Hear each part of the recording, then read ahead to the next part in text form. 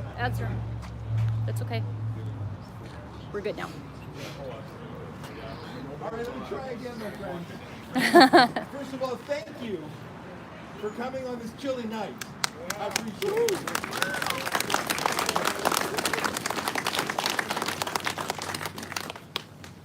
We had close to 300 people RSVP for this event tonight. We signed a contract with the owner of the theater, Mike Brar. And we paid in full, in advance, by credit card, to rent the premises. As I mentioned to some of you who were here 15 minutes ago, we did the same with the Princess Theater in Edmonton that's owned by the same man. And for those of you who are longtime Rebel fans, you'll know that we had sold out movie premieres at both venues a couple years ago for that great film called Climate Hustle. We even brought in the filmmaker himself, Mark Morano. It was a great evening in both cities, lineups down the block.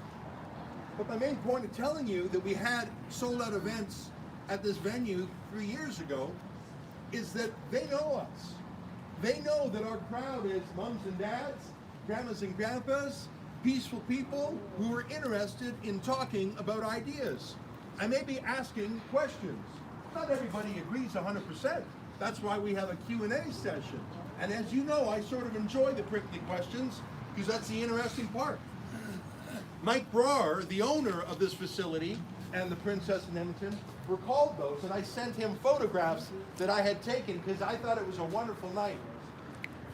And he remembered them, and he's told me he would tell his staff to remember them because the staff enjoyed it too. They didn't necessarily agree, but it was a great night.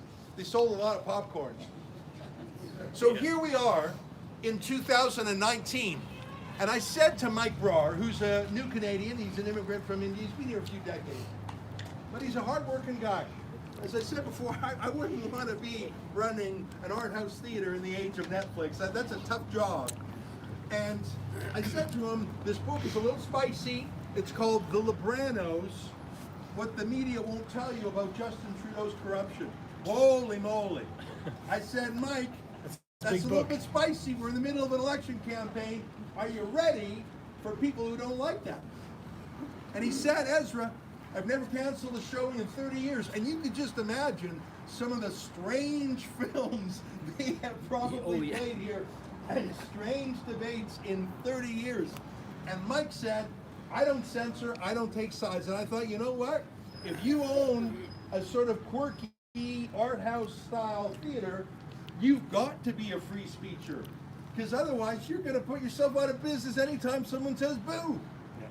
Because someone disagrees with everything. I mean, I'm just looking at the various things on the wall here. Some of them might be obscene, some might be profane, some might be lascivious, I don't know. I could think of a dozen insults that are probably thrown at this guy every week. Water off a duck's back. You don't like it, don't go. And he told me that he would stand with us. And I believed him because he had stood with us before and because he is in the free speech business. And anyone who works in this building is in the free speech business, even if they're just selling popcorn. And so, when I started to see on Twitter that some NDP activists were threatening Mike Brar and the Princess Theater in Edmonton, I got a little nervous, but not too much, because I knew that Mike Brar had stood with us before. And, you know, politics is politics. I was a little concerned when I saw some of the people threatening Brar. I saw, for example, Jessica Littlewood, the former Democrat MLA who lost the election in 2019. That was actually Sheila's own MLA. And I thought, you know what, when you're a former MLA and you try and boss around an entrepreneur, that carries a little bit more weight than if you're just some ragamuffin on the street. So I was a little concerned. And then I saw Jim Story of Progress Alberta, that's Rachel Notley's front group, not just pressure Mike Brar, but trying to whip up all the NDP activists. And I started to see more and more people, and I thought, uh-oh, I bet Mike hasn't had this kind of pressure before. So I talked to him on the phone. I said, hold the line, hold the line. These are paper tigers. they're just yapping on Twitter. They won't get out of bed in time to come. It's cool. They don't want to get out of their snuggly futon. And I don't know. I said, don't you worry, Mike. But he was worried. He said he was getting phone calls. That's a little more active. He said he was getting so many phone calls, he couldn't sleep at night. That's what he said to me. I don't know if he was exaggerating, but that's what he told me on the phone. And as I mentioned about 15 minutes ago, there were a few less people here then. I'll just repeat myself, forgive me. I said, let me put you at ease. I'll call the police just to give them a heads up that you're worried. Tell them to maybe have a patrol car come by, just a few guys on bikes, just to fly the flag. So if any troublemakers come by, they see you're not going to get away with it.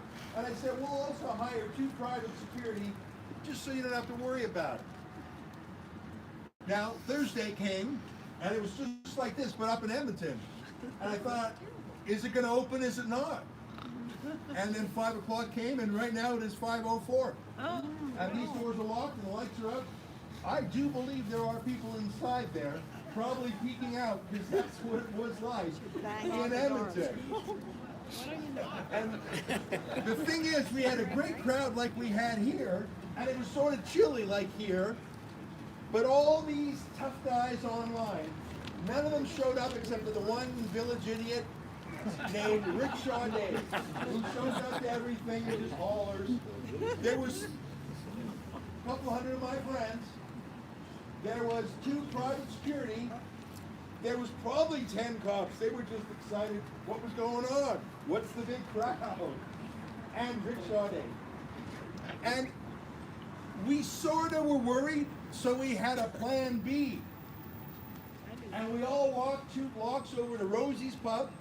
And we got warm, and some folks had a beer or 2, I'm not saying how many. And we had a book talk, and we signed a lot of books, and we had a great night.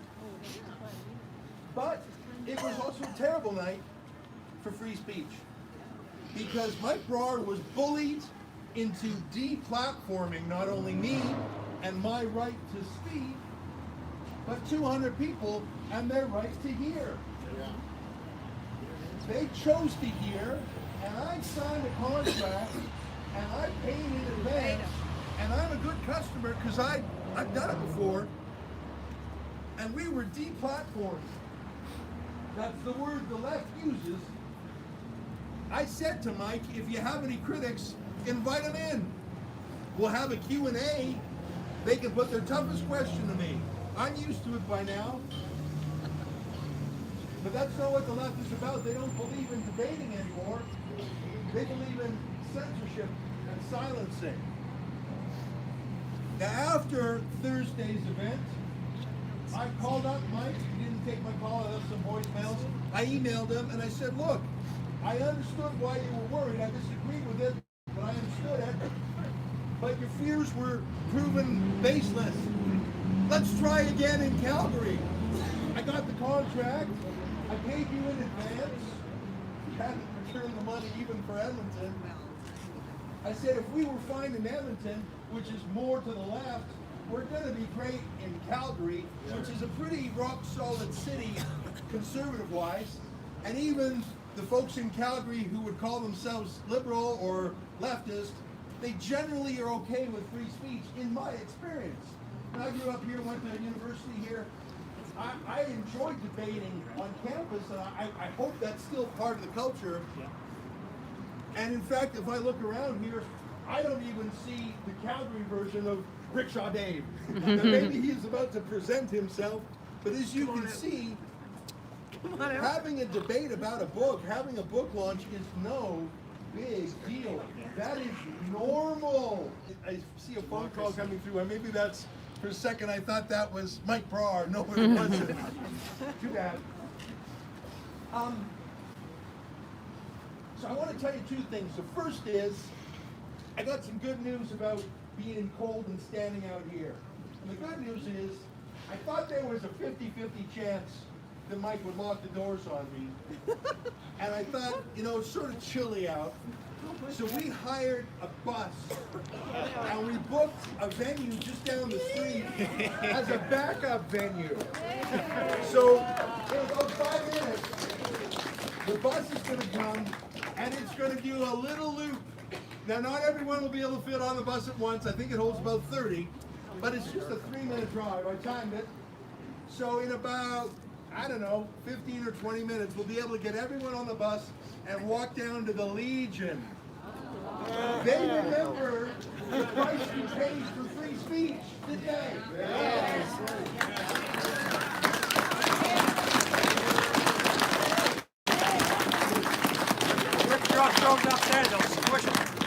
You try and deplatform.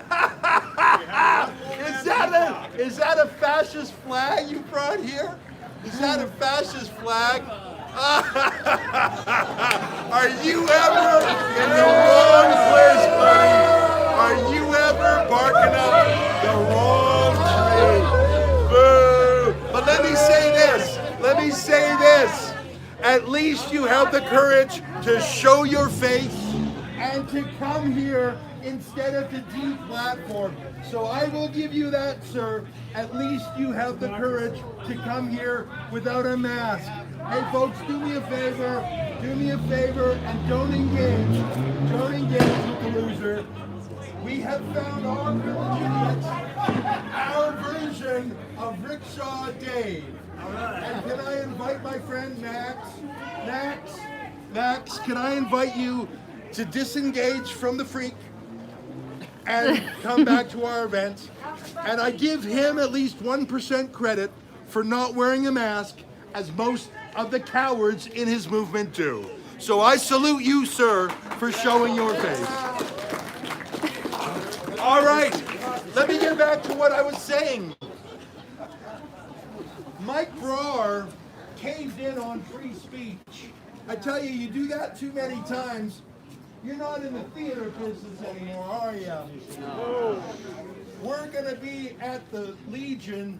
You go and say we're going to shut down your free speech. They say, you and what army? They paid the ultimate price. The veterans obviously live to tell the tale, but many thousands of Canadians, including from this city, paid the ultimate price for freedom of speech. Yes. And we must remember that. My book is not that important a book. It's a political rebuttal to Justin Trudeau. Well, there's the bus. But the larger issue of freedom is much more important than my book or my ideology. It's the issue at hand. Let me say one last thing. 20 feet to my left is a sign that says Pages, bookstore, new, used, bargain, buy, sell, trade. Do you see that over there? Yeah. You know, when I got the willies about Mike Brar caving in, I started calling around to different places here, and I said, hey, do you want to make a few bucks? Because I'd like to buy a backup room from you. And I said to Pages, to my staff today, we said, you sell books? I write books. You like making money? I have a little bit. That's a match made in heaven. How many people are in this double-decker bookstore on a Tuesday night at 5 p.m. on a chilly October day? I think it's empty. I said to them, I've got 250 friends who have already paid 20 bucks each or whatever the price was for a book. And I will give you 40%, which is what a bookseller normally makes. So we've already bought and sold the book. We've already got the customer. And I have the money for you. Would you like to make $1,000 in 10 minutes? And they said, no. Because apparently things are so good in the used book business. I mean, if Amazon didn't get you, Chapters Indigo will. And you would think that the only people who believe in freedom of speech at a book launch more than a movie theater with quirky old films would be a mom and pop shop bookstore that is completely empty. But they are so intimidated by Antifa and the NDP, they actually first said yes. And then they said no. What changed their mind? Fear. Maybe their own bigotry, but I doubt it. If you're in the book selling business, I bet you there are a lot of books in that building that would be offensive to just about any side of any spectrum. They'll threat to shoot me. Okay, hush now, hush now, hush now, hush